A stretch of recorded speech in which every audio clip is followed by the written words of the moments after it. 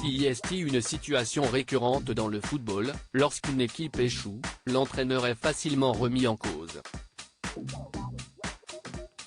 Et ce jeudi, dans un entretien accordé à l'équipe, c'est Christophe Dugarry qui s'est chargé de le faire, après la défaite des Bleus, entraînée par son ex-coéquipier Didier Deschamps, contre l'Argentine de Lionel Messi et d'Emiliano Martinez en finale de Coupe du Monde dimanche dernier.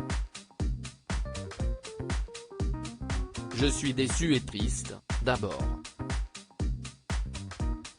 Et ensuite en colère, parce que c'était une finale largement à notre portée.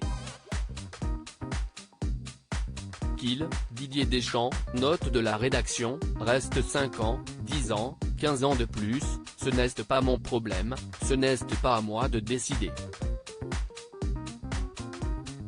Mais je ne cache pas que je préférerais que ce soit Zizou, Zinedine Zidane, note de la rédaction, j'ai envie de voir autre chose, a-t-il dans un premier temps expliqué, avant de critiquer le jeu proposé par son ancien capitaine sous le maillot bleu. On ne peut jamais parler football.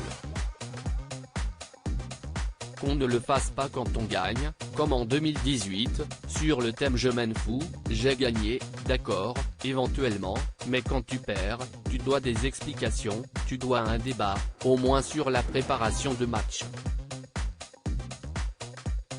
On a l'habitude depuis 12 ans. Il a ensuite poursuivi auprès de l'équipe, parce que les Argentins, on les a fait exploser en 5 minutes comme des pop-corn.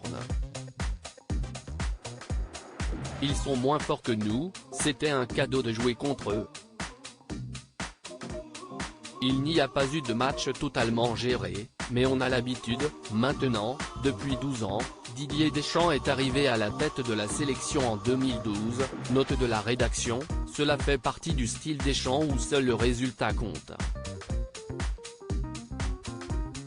Mais pour rappel, si Christophe Dugarry souhaite voir Didier Deschamps prendre la porte, ce dernier a répondu aux attentes fixées par le président de la Fédération française de football Noël Le Graët en atteignant le dernier carré de la compétition, soit les demi-finales.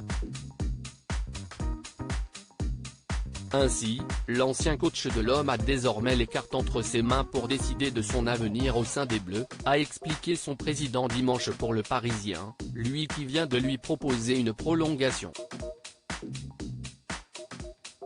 J'espère qu'il dira oui, a notamment ajouté le dirigeant breton.